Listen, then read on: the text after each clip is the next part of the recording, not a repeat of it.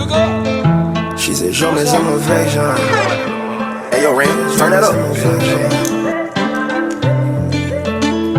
She said, show me some affection. Show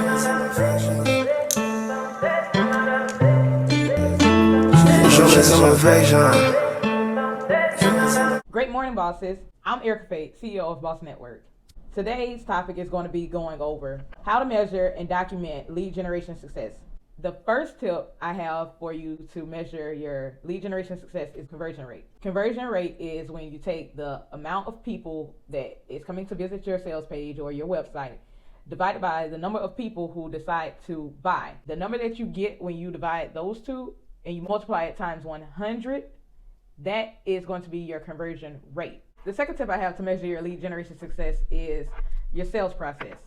So some people actually have a sales funnel and some people just have a process, but either way it goes, it's the same thing or the same difference. What a sales funnel is separate from a sales process is the cycle. One is to move people in a specific direction and you start over. That's the sales cycle. And then the other is to start people at the top of a funnel and then you move them down.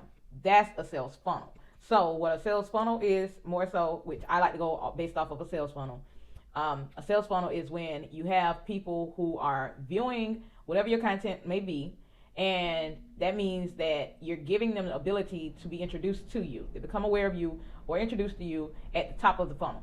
When they come into the funnel, meaning they are getting something of value that's for an exchange of, let's say, their email, their phone number or so, you would be able to have them now as a lead. Then after they move from the lead, they go on to be a prospect, as in they're going to reach out to you or they're going to go further and to try to initiate or to be showing interest in what you have to offer. After that, you'll have your customer, and because hopefully you have everything going in the right direction for you to be able to acquire a customer. So you'll then move them from being a customer on to being a client where they're repeat, they're showing their loyalty. And then on from that, you'll have your people who are going to be your new sales team, as in they're going to be the ones sharing what your business is and who you are with other people. So basically the word of mouth is how the sales funnel process goes for the highest level of you being able to have people to share who you are as referrals.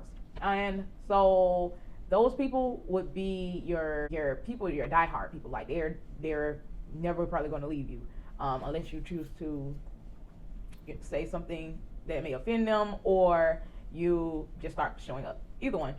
More so than anything, you have now the ability to have people who are going to be with you for your journey. And that's where your money comes from in a sales funnel aspect.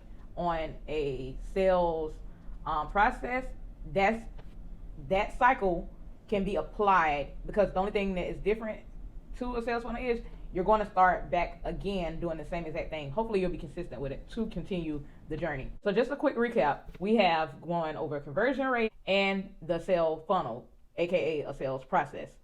The third tip I have for you to measure and document your lead generation is going to be like a 3-part, is downsells, upsells, and cross sales.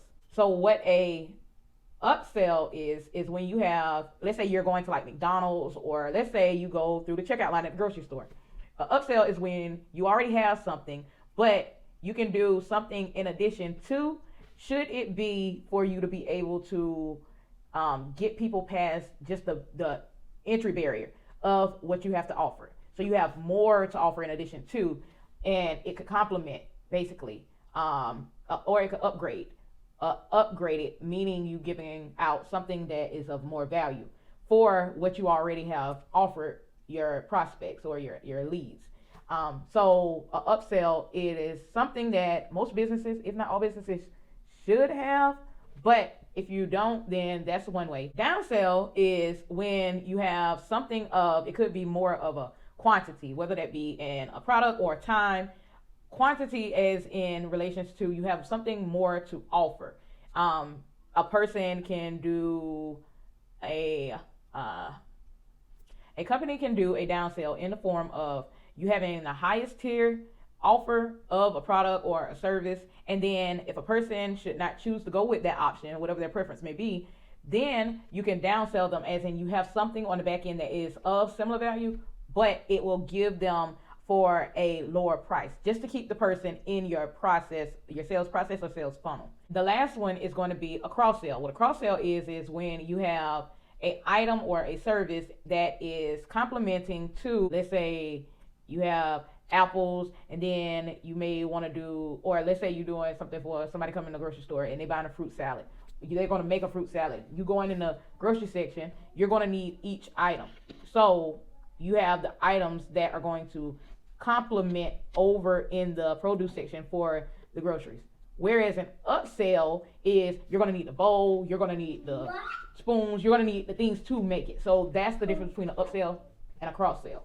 See you tomorrow at 10:30 a.m. I'll be here every day at the exact same time. Meet me here tomorrow. I'm going to talk about how to respond to inquiries in a timely manner. If you got any value from what I shared today, go ahead and leave a comment below. Also, join me in the Facebook group. Increase your lead generation, influential marketing content.